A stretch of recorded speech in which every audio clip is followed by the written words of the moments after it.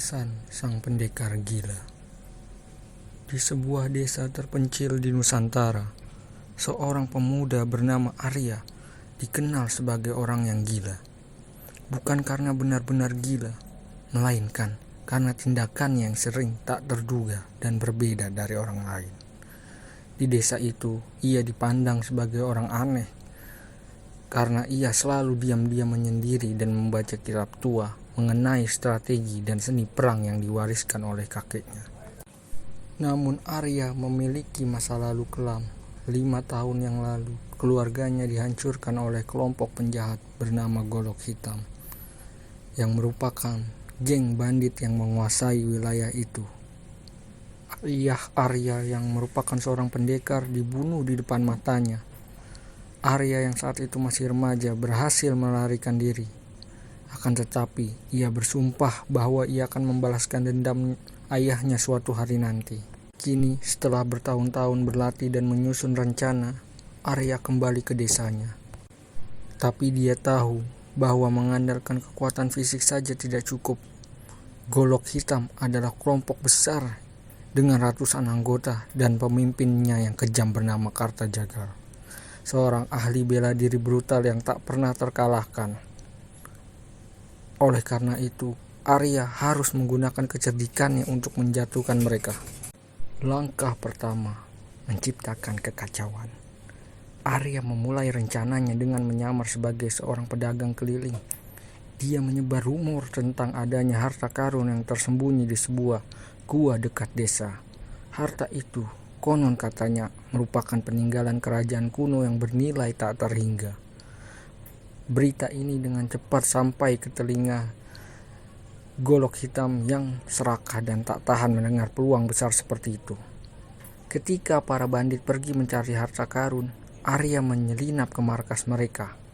Di sana, ia menemukan kelemahan utama mereka, yaitu persediaan senjata dan bahan makanan yang disembunyikannya di gudang bawah tanah.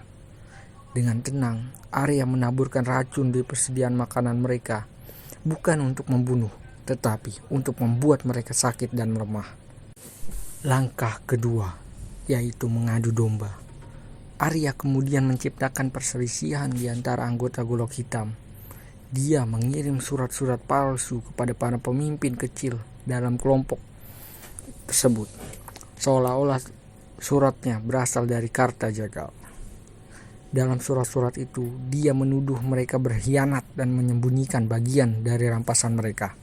Dalam waktu singkat, anggota Golok Hitam mulai mencurigai satu sama lain. Saat ketegangan meningkat, Arya menggunakan kecerdasannya untuk memanipulasi lebih jauh. Ia menyamar sebagai salah satu anggota mereka dan memprovokasi perkelahian di antara para pemimpin kecil.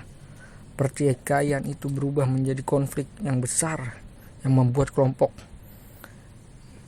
tersebut terpecah belah. Langkah ketiga, pertarungan terakhir.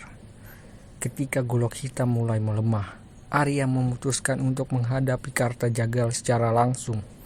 Tetapi ia tahu bahwa melawan Karta dengan kekuatan fisik saja adalah bunuh diri. Jadi, Arya menantang Karta dalam pertarungan 1 lawan 1 di tengah desa. Saat semua orang menyaksikan Arya tampak bermain-main dengan Karta, dia tidak menggunakan serangan langsung, melainkan terus menghindar dan mempermalukan Karta di depan anak buahnya. Karta yang marah dan terbakar emosi mulai kehilangan konsentrasi. Di saat yang tepat, Arya menggunakan jebakan yang ia siapkan di tengah pertarungan. Dia memancing Karta ke sebuah sumur tua yang telah ia penuhi dengan perangkap bambu tajam. Dengan satu gerakan cepat, Arya membuat Karta terjebak jatuh ke dalam sumur dan tak berdaya.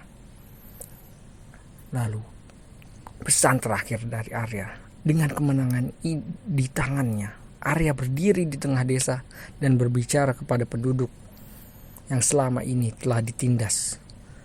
Kemenangan bukanlah soal kekuatan, tapi soal kecerdikan.